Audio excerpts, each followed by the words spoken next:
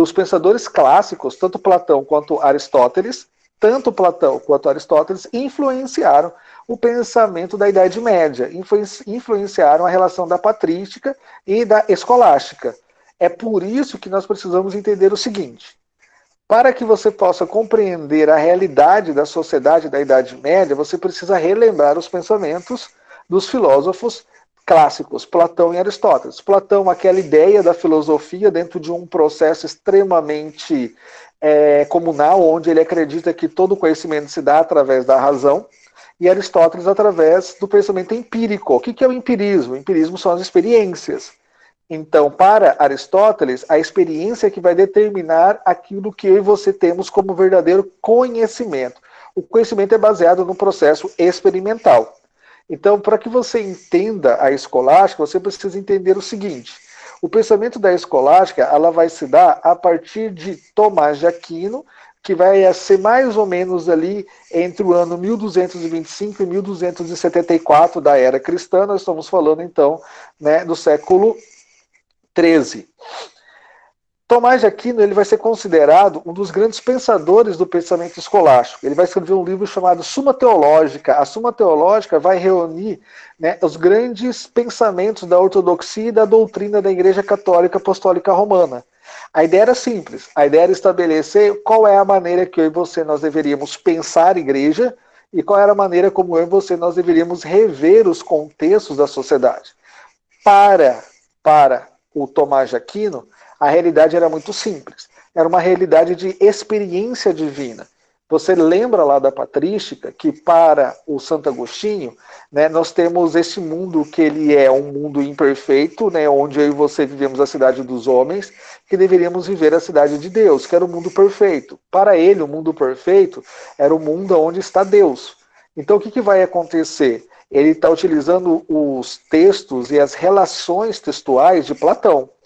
Enquanto Aristóteles parte do pressuposto da experiência. A relação da experiência é muito mais fácil, muito mais simples dentro desse processo. Então é por isso que ele vai estabelecer os seus limites. É por isso que ele vai estabelecer a sua realidade. Então ele vai dizer o seguinte: olha, é necessário que o ser humano entenda que teologia e filosofia, elas precisam se complementar. Por quê? Porque a filosofia não é só um processo de conhecimento racional, também é um processo de conhecimento experimental. O indivíduo ele precisa também ter uma experiência com o ser divino. E essa experiência vai ser marcada pelo pensamento de Aristóteles dentro dessa realidade de Tomás de Aquino. Então, o que Tomás de Aquino ele vai utilizar de Aristóteles para que você possa compreender?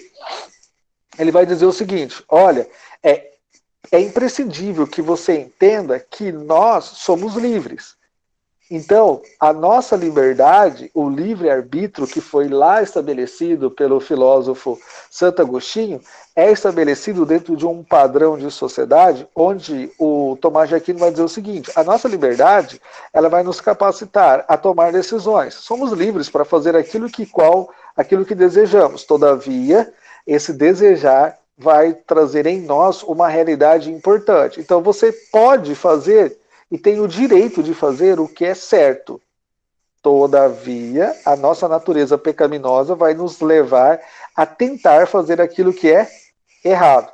O Deus, ele é bom, como dizia Santo Agostinho, mas o homem tem uma tendência ao mal, como diz, né, o Tomás de Aquino. Ele vai falar que o homem tem uma tendência a praticar o errado, a praticar a maldade. Por mais que eu e você sabemos aquilo que é certo, por mais que eu e você temos uma noção daquilo que é certo, por mais que nós achemos que aquilo que é certo, né, deve ser promulgado, deve ser feito, ainda temos uma tendência a fazer o errado. Ainda temos uma tendência a buscar aquilo que vai nos favorecer da maneira mais simples e mais fácil.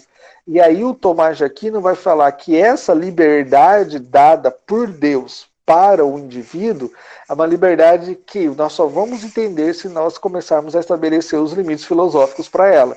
Porque senão você vai sempre achar que você pode fazer tudo quando você quiser, do jeito que você quiser, e você não vai ter noção do que é essa verdade. Se você for tendo dúvida, gente, você vai perguntando aí, por favor, tá? Vai colocando as suas dúvidas aqui no mural que eu vou respondendo para você aqui no chat. Bom, o que vai acontecer então? Qual é a grande ideia de Tomás de Aquino? A grande ideia dele é o seguinte: primeira coisa é entender essa dualidade que nós temos, corpo e alma. Para ele, o corpo é essa relação do ser humano pecaminoso. O corpo é onde nós temos as nossas vontades, é onde nós adquirimos os nossos desejos, é onde nós tentamos, né, desenvolver aquilo que nós somos. E a nossa alma ela é boa. A nossa alma ela é algo completamente que se estabelece através daquilo que é divino. E aí ele vai dizer o seguinte: olha, o problema é que o ser humano, por ser livre, ele tem uma capacidade intelectual às vezes limitada. E é por isso que talvez essa capacidade limitada vai nos levar a questionar, né, os nossos desejos. E aí, quando nós questionamos os desejos, mas nós sucumbimos a eles, então a nossa liberdade ela é colocada à prova. Exatamente, Manu. Exatamente, é isso mesmo. Enquanto para Agostinho, né, o homem ele é bom através da iluminação divina, né, para Tomás de Aquino, o homem é naturalmente mal. Exatamente. Ele parte desse pressuposto que o homem ele é mal por si. Por quê? Porque ele é livre. E ele tem a tendência através das vontades. A escola filosófica existencialista, né, da modernidade vai dizer o seguinte, que as vontades geram os desejos que geram as angústias do ser humano. Por quê? Porque eu e você, nós temos uma vontade de algo. Ter a vontade é algo normal. O problema é quando essa vontade se transforma num desejo. O desejo é realmente, né? É quando você quer muito aquilo e você começa a fazer de tudo para adquirir aquilo. E aí gera angústia, porque não necessariamente você vai adquirir. E essa angústia é um processo, né, cíclico, ela sempre vai existir no nosso meio, porque quando você consegue algo, você quer outra coisa logo em seguida. Então, nós nunca estamos satisfeitos com as nossas vontades. Deixa eu só ver aqui, mas essa dualidade entre alma e corpo está presente em Santo Agostinho, né? Ou tem muita diferença? A dualidade da alma e do corpo de Agostinho, ela tem uma realidade muito parecida com a de Tomás de Aquino. Sim, a diferença é que o homem, para Agostinho, ele é iluminado por Deus, né? Aquilo que a Manu falou, ele é iluminado por Deus. Então, em Tomás de Aquino, não. Tomás de Aquino são os nossos desejos, as nossas vontades que determinam aquilo que nós somos. Exatamente, Maria, é isso mesmo. Bom, qual que é a ideia bem interessante de Tomás de Aquino? Ele vai dizer o seguinte, olha, ele tenta reforçar uma ideia chamada ideia tomista. O que é uma ideia tomista? O que é o tomismo? O tomismo é o seguinte: existe vida eterna após a morte. Só que, para se adquirir essa vida eterna, vai depender de como você vai reagir às suas ações aqui na Terra. Como assim? Existe vida após a morte. Essa é a ideia de Tomás de Aquino. Ele vai dizer que agora, onde você vai passar essa vida vai depender das suas ações e das suas atitudes. Onde você vai viver num céu ou num tormento eterno, né, na danação eterna, vai depender das atitudes do qual você tem aqui nessa Terra. Então a ideia do tomista é assim: existe um Deus, criador de todas as coisas, e esse Deus ele desenvolve as suas vontades na Terra. Esse Deus não deixou o homem à deriva, mas ele deu a liberdade para esse homem. E dependendo de como esse homem vai reagir a essa ideia, se você for bem a sua vida toda, você vai para o céu. Se você for mal, você vai para o inferno. Exatamente. Então é essa a ideia. Então ele vai dizer o seguinte, olha, vai depender muito da sua atitude. Essa teologia ela foi desenvolvida ao longo da Idade Média, que até hoje, né, ela é promulgada muito pela sociedade a sociedade cristã, mas dentro da Reforma Protestante, essa doutrina ela vai mudar um pouquinho, porque não é só a ação do ser humano em si, mas é a rendição do ser humano para esse Deus também, que a Igreja Protestante vai estabelecer. Mas aqui a ideia é a seguinte, né? Todo mundo é cristão para eles, todo mundo acreditava em Deus, todo mundo acreditava nesse Cristo. Então agora vai depender das suas atitudes dentro dessa terra para que você possa viver uma vida pós-morte, uma vida muito boa. Caso contrário, você vai para a danação eterna, você vai para o inferno. A regra do certo e errado era seguir os dogmas da igreja, Mari. Então, assim, a igreja determinava os seus dogmas, a igreja determinava o que era certo e o que era errado, a igreja determinava o que o homem deveria fazer e como o homem deveria fazer. Logo, as regras estavam estabelecidas dentro da relação dessa igreja. Era a igreja que ia determinar quais são, né, os momentos de certeza e quais são os momentos que estão errados. Então, Manu, nós temos uma dificuldade com relação a isso aí. A igreja protestante, aquela igreja que dividiu junto com a igreja católica, né, o momento histórico da sociedade, ela se distanciou bastante hoje do que seria a igreja evangélica na nossa sociedade. A igreja evangélica ela foi por um caminho, né, que se estabelece a partir de um pentecostalismo, neopentecostalismo e outras relações. Mas a igreja protestante, aquela que protestou contra a igreja católica na época, ela está bem distante da igreja evangélica de hoje. Então, existem algumas igrejas denominadas evangélicas de raiz protestante. Por exemplo, a igreja luterana. A igreja luterana, que é a igreja de Martim Lutero, é uma igreja que se estabelece a partir da raiz protestante. Então, ela vai criticar os dogmas da igreja católica. Isso. Então, quem fosse contra a igreja seria condenado. Mari, exatamente isso. Uhum. Então, quem fosse contra a igreja é o que vai acontecer onde? No período do Renascimento, né? Onde nós vamos ter ali Nicolau Copérnico sendo queimado, onde nós vamos ter Galileu Galilei tendo que questionar as suas ideias, dizendo que não, tudo que eu disse, né, foi sem querer, né, foi mal entendido, né? Então, eu vou apagar minhas publicações aqui. Então, quem era contra a igreja era questionado e era condenado, porque todas as regras advinham da igreja e a igreja que determinava os conceitos políticos, sociais e econômicos.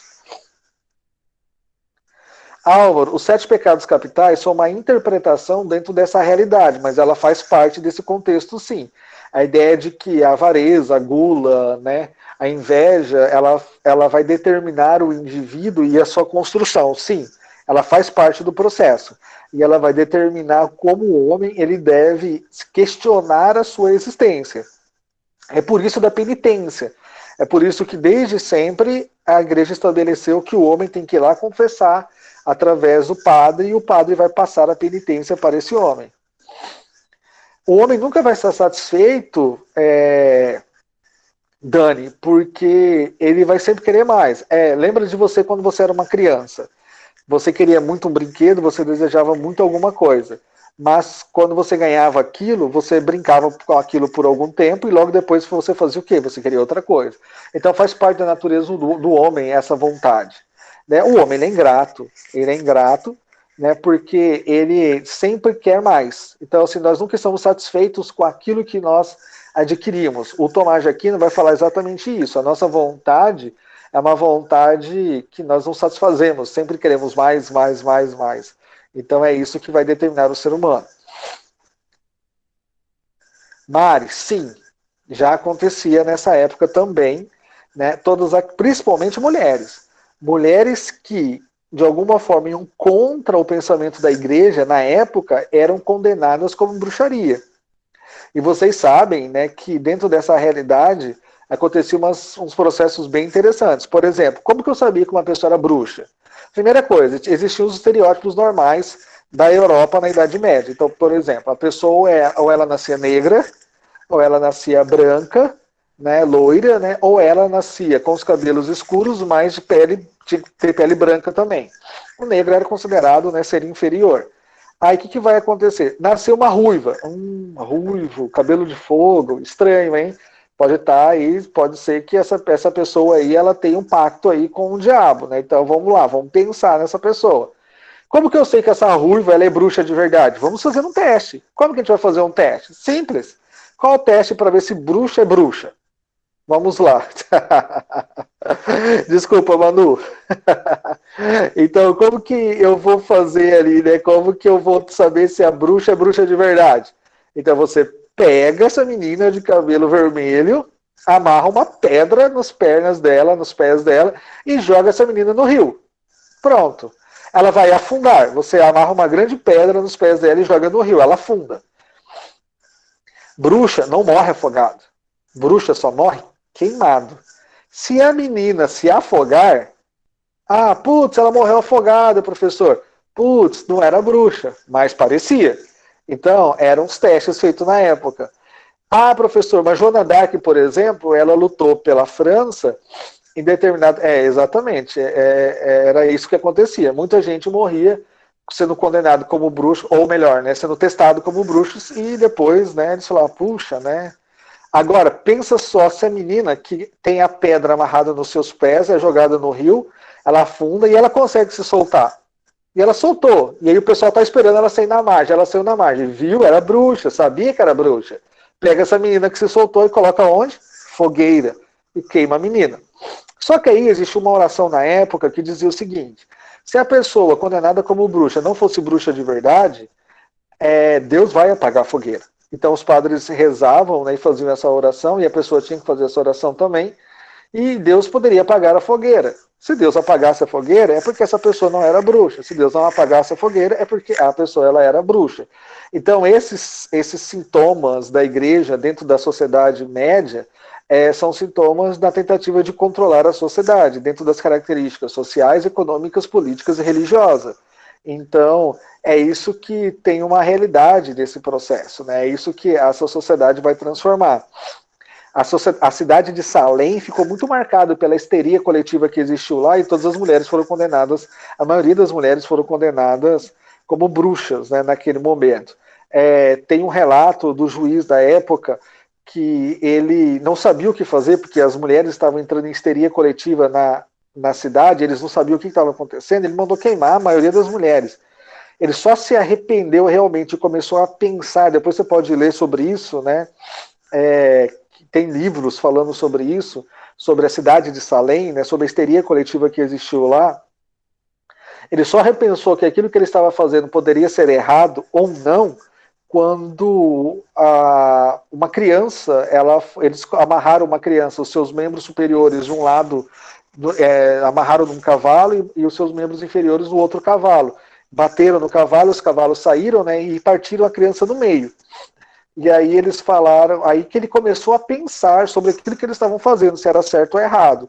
Então, isso para você entender o seguinte, que a sociedade da época era uma sociedade que estava estabelecida a partir dos dogmas e doutrinas da religião. Então, a igreja, ela estabelecia a política, e a política era formada a partir das questões religiosas. É por isso que eles formavam esse processo. Então era assim que se estabelecia dentro dessa realidade. É dentro dessa época de Tomás de Aquino, por exemplo, que nós vamos ter a indulgência. As indulgências elas serão formadas na tentativa de fazer o seguinte, por exemplo, pensa numa pessoa má. Essa pessoa má praticou maldade durante boa parte da sua vida, mas ela quer pedir perdão, ela quer ganhar um lugar no céu, ela quer ganhar um espaço no céu, ali no paraíso. Então o que a igreja determinou? A igreja foi lá e determinou as indulgências. O que seriam as indulgências? Obrigado, Juliana, né? Já vou passar para a sociologia. A igreja, ela determinou o seguinte, determinou que as pessoas, elas deveriam pagar para conquistar o seu lugar no paraíso. E como que ela faria isso? Então você poderia pagar através de moedas de ouro, moedas de prata, né? E pagando então para que você pudesse ganhar o seu lugar no céu, no paraíso, pagando os seus pecados, literalmente pagando os pecados através da moeda, do metal. Ou você poderia fazer isso por um ente querido, sabe aquela pessoa, né, que porventura ela faleceu e você acha que ela está que ela está no inferno, que ela está, né, na danação eterna. Então você poderia pagar para que ela fosse para o céu. E aí as indulgências elas marcaram essa ideia. E quem vai questionar isso? Quem vai questionar isso vão ser então depois Lutero e Calvino, né? Lá no século XV. Lá no século XV, Martim Lutero e João Calvino, eles vão questionar, século XV e século XVI, respectivamente, né, Lutero e Calvino, eles vão questionar, então, essa ideia. E por isso que nós vamos ter o quê? A famosa Reforma Protestante, que é a reforma da crítica da Igreja Católica, né, feita pelo Martim Lutero. Então, Manu, esse versículo em questão que você... Esse versículo em questão que você está falando, ele está falando lá na época em que as pessoas utilizaram o templo de Salomão para vender, né, as coisas, né? Então, para que eles pudessem vender e transformar a fé, e transformar o templo, né, num comércio. É nisso que ele está falando. Então, não era esse tipo de indulgência, né? A indulgência que a igreja estava estabelecendo era uma indulgência diferente, né? Então, assim, não era vender as coisas dentro do templo, né? Era você ir lá pagar pela sua salvação, pela sua vida e tudo mais. Tá fazendo barulho aí, gente? Deixa eu tentar colocar o microfone menos aqui, né, atrás da barba. Beleza, Manu? Vocês precisam entender, para a gente finalizar aqui, que se eu tiver que escolher, na visão de Tomás de Aquino, entre fé e razão, escolha, na visão de Tomás de Aquino, a fé. Fé e razão estavam no mesmo patamar, mas a razão está abaixo da fé quando existe alguma crítica, quando existe algum momento em que as duas elas são conflituosas. Então escolha sempre a fé na visão de Tomás de Aquino. Tranquilo até aqui, gente? Camus, ele é filosofia e sociologia, tá, Lucas? Tranquilo até aqui? Beleza? Deu para dar uma clareada aí do pensamento de Tomás de Aquino? Deu para começar a entender um pouquinho o processo da escolástica? Qualquer coisa, mande as suas dúvidas que eu vou respondendo para vocês, beleza? Qualquer coisa vai mandando aí que eu vou tirando as dúvidas com vocês. Vamos para sociologia agora? Para a gente poder fazer um pouco de sociologia. Oi, quem falou aí? Quem abriu o microfone falou? Eu falei que tá tudo de boa. Ah, Quanto à filosofia. fechado então. Pessoal, Valeu. vamos. Ó, nós estamos agora na página de número 36, desculpa, 36 não, na 35 do seu livro de sociologia, beleza? Na semana passada. Oi, quem falou? Rapidão. Então, Santo Agostinho e Tomás de Aquino não tem muita diferença, né? É mais diferença na questão da ética. Na questão da ética e nas escolas que eles fundamentaram. O Tomás de Aquino, ele é influenciado por Aristóteles, Santo Agostinho por Platão. Um fundou a patrística, o outro fundou a escolástica. Tranquilo? Tranquilo. Obrigada. Quem está falando? A Dani. Oi, Dani. Então tá bom, Dani, fechou.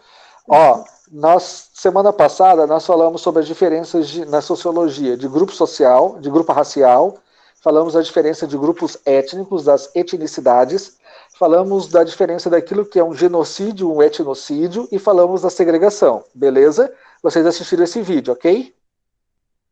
Como não, gente? Eu fiz um vídeo sobre isso. Não foi postado esse vídeo para vocês? Semana passada eu gravei essa aula, gente. Ué, não foi postado ainda para vocês esse vídeo? Ah, é que na sexta foi feriado e não postaram o vídeo ainda. Ah, tá. Eita, pega. Ah, entendi. É que eu gravei os dois vídeos, gravei filosofia e sociologia, entendi. Então, vai ser postado esse vídeo para vocês ainda, né? Que é a diferença do grupo racial, é étnico, vai ser postado para vocês. Então, eu fiz um vídeo para vocês, né, lá na escola, né, explicando o que é raça, etnicidade, genocídio, etnocídio e as diferenças da segregação. A segregação que ela pode ser voluntária ou forçada. Aí eu dei vários exemplos lá. Essa aula possivelmente vai ser postada para vocês essa semana. Então, por favor, assista a aula, tá? Assista a aula. E aí eu vou continuar. Eu vou continuar aqui, porque os próximos temas, eles são temas tranquilos, né? Eles não são temas correlatos. Aí a gente pode continuar a falar sem problema algum. Porque agora eu vou falar com vocês na página de número 36. Nós vamos falar sobre racismo, preconceito, estereótipo e discriminação. Tá bom? Então, essa aula, ela é independente da outra aula, então fica tranquilo, não tem problema. Então, depois você assiste lá o vídeo que vai ser postado para vocês, tá? Se vocês tiverem dúvida, me avisem que eu vou ajudando vocês aí através do WhatsApp, né? E aí você pode mandar a sua dúvida, tá bom? Beleza, gente? Então, nós estamos na página de número 36 da sua apostila, do seu livro de Sociologia. Vamos falar, então, sobre o que é racismo. Na aula passada, do vídeo que eu fiz para vocês, eu falei sobre segregação. Eu falei que a segregação ela pode acontecer de duas maneiras, né? Opa, voltou? Meu rosto sumiu? Voltou? Manuela, tá me vendo agora, Manu? Sim? Tá normal, João? Pro João tá normal? Manuela dos Santos, tá normal para mim agora? Você consegue me ver? Tá tudo ok? Ótimo, vamos lá. Na aula passada eu falei para vocês, do vídeo que vocês vão assistir, sobre segregação, que ela pode acontecer de duas formas. Ela pode acontecer de maneira voluntária ou de maneira forçada. E na segregação forçada, eu citei para vocês o apartheid da África do Sul, que aconteceu, né, de 1948 até 1994. Então, e aí eu fui falando para vocês, expliquei o que é essa segregação forçada e como isso aconteceu lá. Nesse mesmo princípio, nessa mesma situação, nesse mesmo exemplo, né, eu quero explicar para vocês a relação de racismo. Por que aconteceu o apartheid na África do Sul? A África do Sul estava sendo dominada pelas pessoas brancas e elas acreditavam que as pessoas negras são inferiores por causa da definição da sua raça. Então, todas as vezes que você acha que alguém é inferior a você pela cor da pele, pela definição da raça, e eu falei para vocês na aula, no vídeo gravado, que a sociologia estabelece que raça é uma só, a raça humana, que a diferença estão nas etnicidades, né? As etnicidades elas são culturais, sociais, históricas, você vai ver isso na outra aula, mas todas as vezes que você, influenciado, né, que você acredita que alguém é inferior à sua maneira de pensar, à sua maneira de existir, tendo em vista a cor da pele, tendo em vista a etnia, você está praticando um ato de racismo. Esse ato de racismo, hoje na sociedade brasileira, ele é imprescritível, tá? Então assim, ele não prescreve mais, e ele também não tem pagamento de fiança, ele é inafiançável. Então toda relação, toda prática de racismo na sociedade brasileira, você pode ser penalizado hoje pela nossa lei de maneira imprescritível. Então você praticou racismo em 2020, mas a pessoa ao qual você praticou racismo só conseguiu as provas, só conseguiu reunir pessoas para levar então você ao tribunal só em 2030, 10 anos depois do que você praticou racismo. Como o racismo do Brasil hoje é imprescritível, então ele não prescreve, pode levar 10 anos, pode levar 20 anos, pode levar 30 anos, mas se a pessoa conseguir reunir as provas, reunir as testemunhas, que te leve até o tribunal, você pode ser condenado, sim, né, por racismo. Você pode ser condenado por racismo sem problema algum. Então, o que vai acontecer? Hoje nós temos um exemplo bem prático disso. Qual é o exemplo prático? O nosso ministro da Educação. O nosso ministro da Educação, ele está sendo investigado pelo Supremo Tribunal. A Procuradoria-Geral da República, a PGR, entrou com um pedido no Supremo Tribunal Federal para que o nosso ministro da Educação seja investigado por preconceito de um Twitter que ele fez contra a relação da China. Você deve lembrar o Twitter que ele fez, né? Ele fez um Twitter falando sobre a China e utilizando ali, né, como se fosse o Cebolinha, porque quando o chinês tenta falar o português, né, ele troca o R pelo L, então ele fez essa postagem, apagou logo em seguida, quando ele percebeu, né, a repercussão negativa que essa postagem teve, só que aí a Procuradoria-Geral da República entrou com um pedido do Supremo Tribunal Federal para investigar um possível crime de preconceito racial do nosso ministro. Então, e isso vai determinar essa realidade. Que bom, Fortunato já falou com vocês, então só para que vocês possam lembrar. E isso vai trazer esse processo. Cara, o ministro colombiano já caiu há muito tempo, tá? Hoje é o Weintraub. O colombiano ficou 2 meses só, né? No Ministério da Educação, tá? O Weintraub já tá aí, né? Ele assumiu 2 meses depois e tá do ano inteiro, né? Vamos chegar ao que é o racismo estrutural. Relaxa, gente, tá? Bom, você pode praticar preconceitos por estereótipo. Como assim? Preconceito por estereótipo? Xenofobia é com imigrante, exatamente, Manu. Você pode praticar preconceito através do estereótipo. Então, por exemplo, uma pessoa que não possui um estereótipo que você acredita que todas as pessoas devem ter. Então, sei lá, eu tive uma aluna, essa aluna, ela nasceu no Brasil, ela ficou 6 meses aqui no Brasil, E aí o pai dela foi fazer doutorado, né, e pós-doc nos Estados Unidos. Aí ele fez 2 anos de doutorado, aí fez mais 2 anos de pós-doc, e aí ele acabou lecionando durante mais 6 anos numa universidade como professor convidado, professor brasileiro convidado nessa universidade. Então, quando ela tinha 10 anos de idade, ela ainda estava morando nos Estados Unidos. E certo dia, né, na sala de aula, lá na escola dela, perguntaram para ela, né, em qual cidade dos Estados Unidos ela tinha nascido. E aí ela foi, né, como uma criança ingênua, que a maioria das crianças são, ela foi e falou, não nasci nos Estados Unidos, nasci no Brasil, nasci na cidade de Campo Grande, Mato Grosso do Sul. E aí o que aconteceu? Já contei essa história para vocês, ótimo, né? Ela foi considerada o quê? A pessoa falou assim, nossa, né, eu achei que você era branca, não achei que você era latina. Olha só, tipo de preconceito. Esse preconceito é um preconceito que acontece dentro da sociedade por estereótipos. Então, assim, a pessoa, todo mundo é branco de olhos claros. Aí a pessoa chega um pouco, né, mais morena e você tem o quê? Preconceito com essa pessoa. Você tem um preconceito de quê? Estereótipo. Mas também você pode ter uma discriminação étnica, que é a discriminação de um grupo qual você tem. Por exemplo, o ministro do ministro de Educação, ele disse o seguinte, ele teve um preconceito, uma discriminação étnica. Com quem? Com os chineses. Então, a tentativa dele de ser engraçado gerou, então, um processo discriminatório. E esse processo discriminatório é uma discriminação de etnicidades, né? Pela maneira como a pessoa fala, pela maneira como a pessoa se comporta, pela maneira como a pessoa estabelece essa realidade. Então, o Twitter do ministro está sendo investigado aí pelo preconceito, né, onde ele praticou discriminação étnica dentro dessa realidade estrutural. A discriminação estrutural, o preconceito estrutural, é quando você tem um preconceito da sociedade de maneira geral. Por exemplo, para a sociedade europeia, todo brasileiro é ladrão. Então, aí o que acontece? Você tem um preconceito estrutural. Então, todo brasileiro é ladrão? Não, todo brasileiro não são todos os brasileiros que praticam, né, esse tipo de ação. Então, o que acontece? Nós temos um preconceito estrutural, quando você acha que a sociedade em geral ela possui esse processo.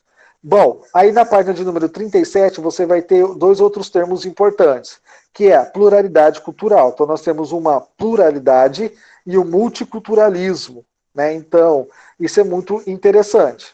Como assim?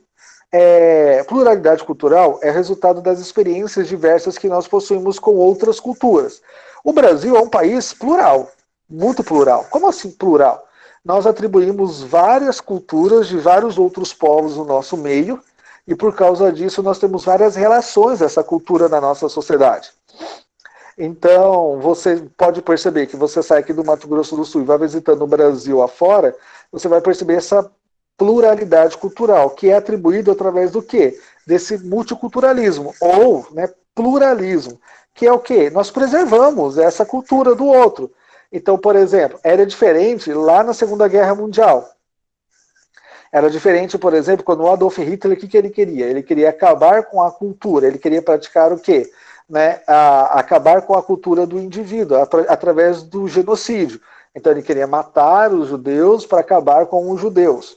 Quando nós temos uma sociedade multicultural, nós assimilamos a cultura do outro e preservamos a cultura. E temos aí esse multiculturalismo, formando então esse pluralismo cultural na nossa sociedade. E isso vai formando a sociedade que nós somos. A sociedade brasileira ela é assim. Ela é uma sociedade que se estabelece através dessa multiculturalidade, desse pluralismo cultural. E faz parte dessa realidade. Por exemplo, a Suíça, aí na sua apostila tem esse exemplo da Suíça, que é muito legal. A Suíça é um exemplo muito legal de pluralismo. Por quê? Porque ela tem 13 idiomas oficiais, só para você ter uma ideia. Então lá eles possuem o alemão, o francês e o italiano, né, como línguas oficiais, como idiomas oficiais. Então, assim, a pessoa ela tem que falar o alemão, o francês ou o italiano. E tem pessoas que falam os 3.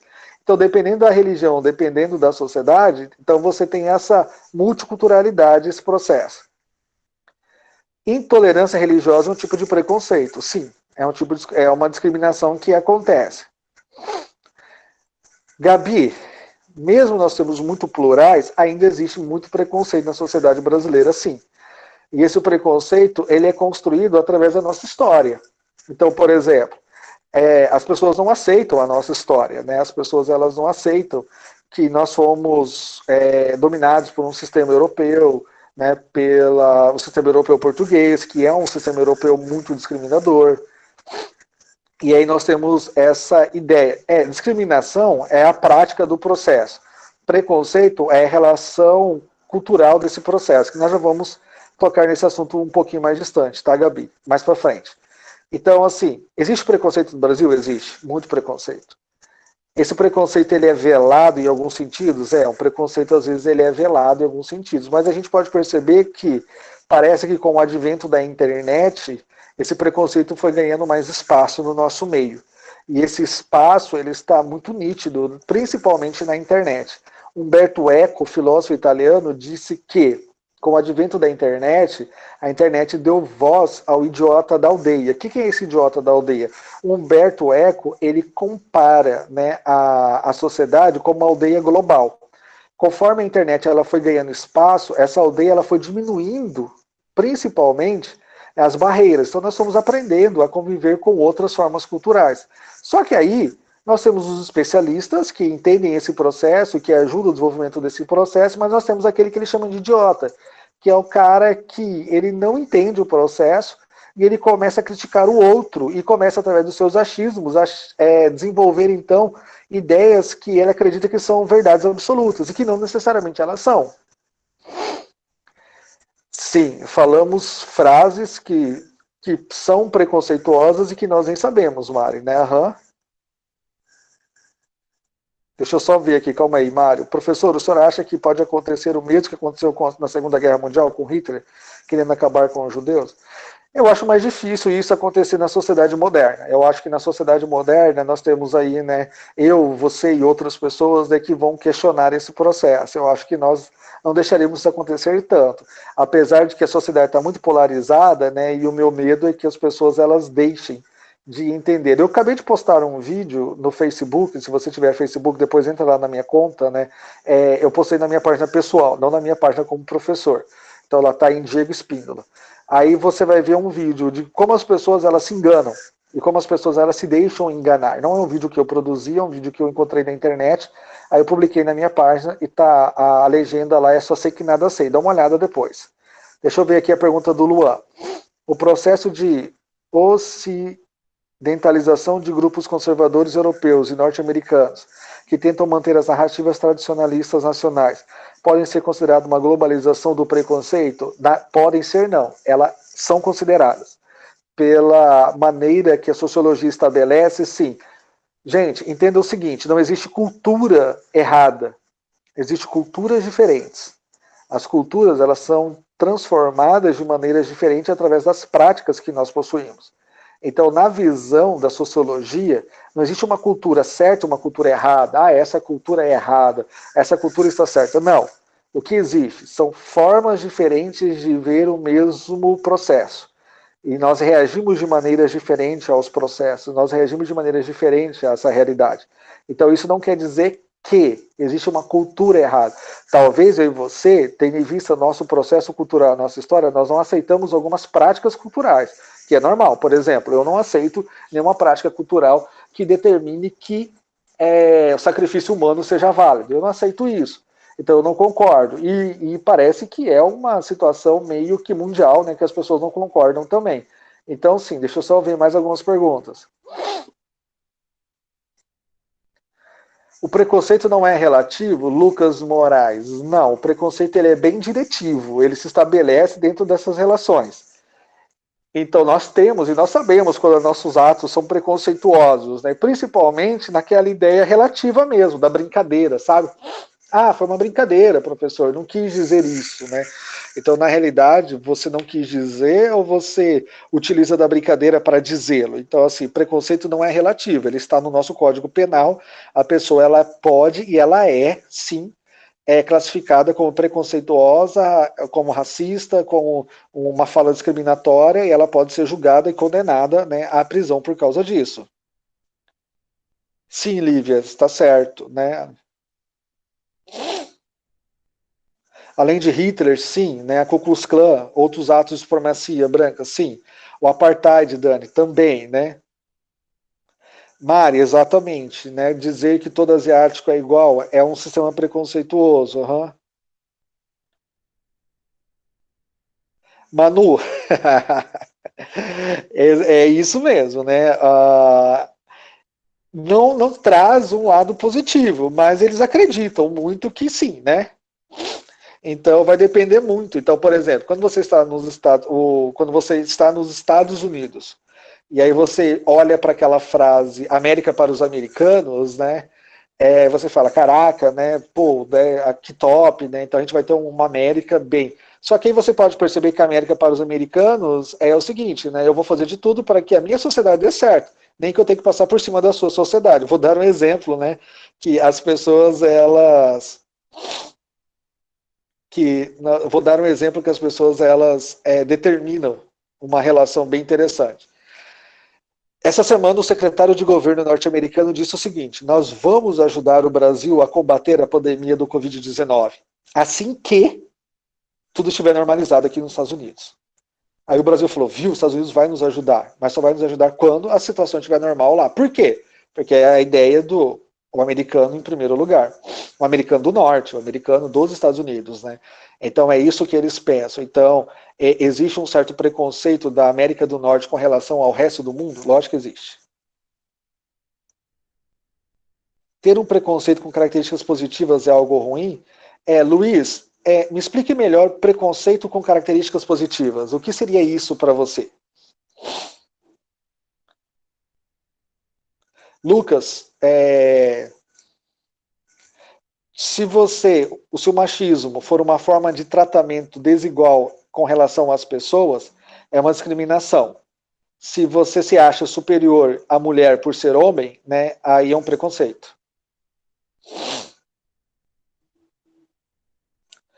Deixa eu ver aqui a pergunta da Thaisa. Professor, no caso dos estrangeiros, pressupõe que os brasileiros são ladrões por conta do jeitinho brasileiro. O jeitinho brasileiro foi um termo utilizado pelo sociólogo brasileiro do Roberto da Mata, né, que se estabelece na geração de 30. Que romantiza a trapaça, seria o fato de preconceituoso assumir por os brasileiros são ladrões? Exatamente. Então, assim, é uma forma de preconceito, sim. É uma forma de preconceito dentro dessa realidade. Uhum. Então, aqueles que acham que todos os brasileiros eles praticam, né, o ato de roubar, né, de serem ladrões, eles estão praticando preconceito com a sociedade brasileira. O jeitinho brasileiro é uma forma cultural que o brasileiro aprendeu a conviver dentro dessa realidade. Não quer dizer que é certo, né? Não quer dizer que é certo. Luiz Felipe, vamos lá. O preconceito seria conceituar as pessoas por conta da etnia delas, certo? Então, ter um preconceito que todo negro é um homem forte, por exemplo. Vamos lá. A ideia da etimologia da palavra, né, sem partir ali para a raiz da palavra, quando você tem um preconceito, você tem um conceito formado antes de entender as pessoas. Então, é um processo por trás dessa realidade. Então, João Santos colocou um monte de ponto de interrogação. Você não entendeu a pergunta ou não entendeu a minha resposta, João? Que manda aí. Então, pode ser que quando eu tenho preconceito, é que eu estabeleço um conceito antes do processo. Então, às vezes, eu não entendo, né, essa realidade. Então, é um processo que se determina. Ah, tá, entendi. Preconceito é preconceito, exatamente. Aham, Manu, é isso mesmo. Gente, cara, que legal falar com vocês. Muito bom, né? Que bom que vocês participam da aula. Puxa, eu fiquei tão feliz. Né, a gente vai ter muito tempo para a gente continuar, né? O colégio referencial aqui já me chamou aqui, né? Agora é a aula do Vitor. Gente, cara, muito obrigado por vocês estarem participando conosco. Muito obrigado de a gente ter esse tempo com vocês, foi muito legal. Obrigado mesmo. Nós vamos ter outros momentos como esse. Eu quero fazer só isso agora com vocês, ter essa aula ao vivo com vocês. Eu vou pedir para o Edilson, né, para a gente poder fazer isso, né, com vocês, tá bom? Gente, obrigado.